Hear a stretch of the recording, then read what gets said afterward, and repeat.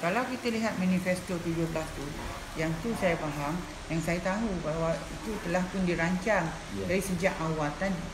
Sejak awal tadi, dan saya tahu apa yang dia mahu untuk rakyat Lundu. Tapi yang nombor satu yang saya lihat palingnya kritikal yang kita patut atasi ialah berkenaan dengan air. Ya?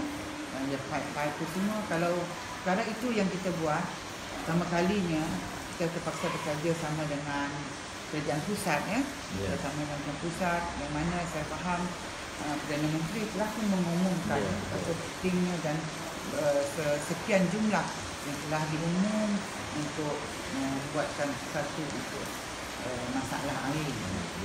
That is the first thing yang saya ingin lihat.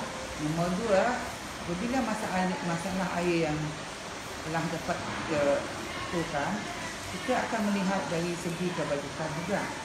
Dari segi kebajikannya, in fact, dalam 2 tahun yang lepas kita telah merancangkan sesuatu untuk orang OKU, menempatkan mereka di tempat yang sesuai dan menambahkan lagi apa-apa je prasana untuk supaya mereka dalam keadaan selesa. Jadi kena tekanan almarhum dulu ialah untuk melihatkan bahawa orang miskin dan orang yang kurang upaya terjaga. Selain kita membuat sesuatu menaikkan ekonomi. Dan ketiganya, dari segi masalah perubatan ataupun hospitalnya, saya fikir itu yang perlu kita buatkan dulu.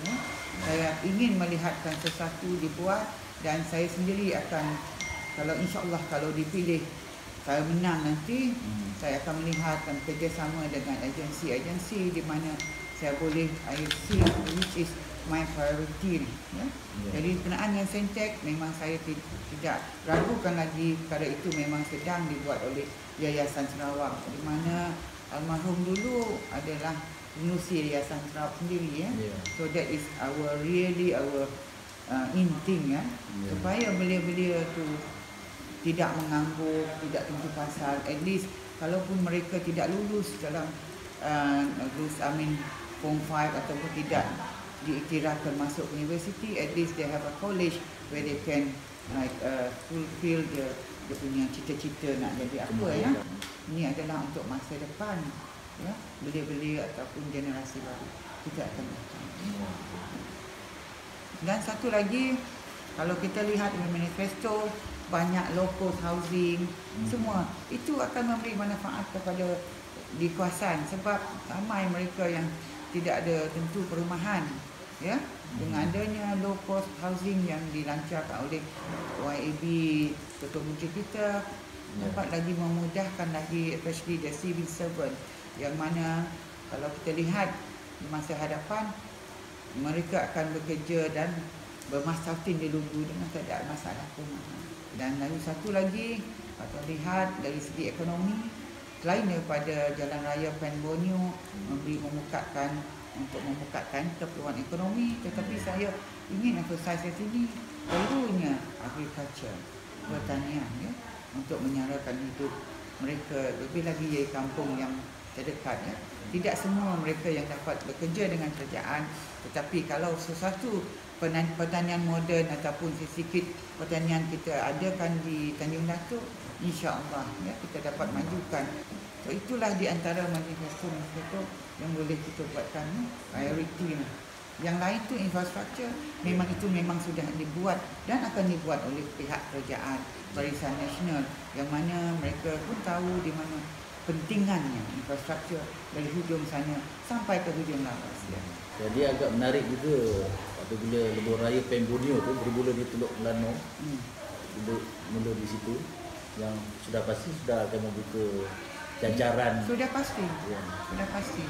Dari segi kalau kita lihat Teluk Melano dengan sematannya, you see a lot of potential dari segi bukan saja pelancongan, dari segi ikannya, dari segi makanan lautnya. Dari banyak yang kita boleh lihat, di aspek mana income orang kawasan ataupun they look forward for all this, kalau kemudahan diberi. Jadi banyak potential. Tetapi dengan keadaan ini, saya ingatkan bahawa undi kita tidak dapat buatnya dalam 2-3 bulan. Kita mesti beri masa untuk kita membangunkan sesuatu tempat. If you look at Semerahan, kalau lihat Semerahan, yang mana almarhum adalah seorang ahli yang berhormat masa tu, dari tidak ada apa-apa sampai sekarang kita melihat bahawa bangunannya dengan institusi pengajian tingginya, dengan shopping kompleksnya, kita lihat itu memakan masa lebih 20 lebih tahun. Dengan di mana masa tu juga ahli parlimennya adalah Tun Pehin sendiri. So kita lihat what a big improvement daripada pekan kecil Meratua sampai ke sekarang kita melihat Semerahan adalah bahagian.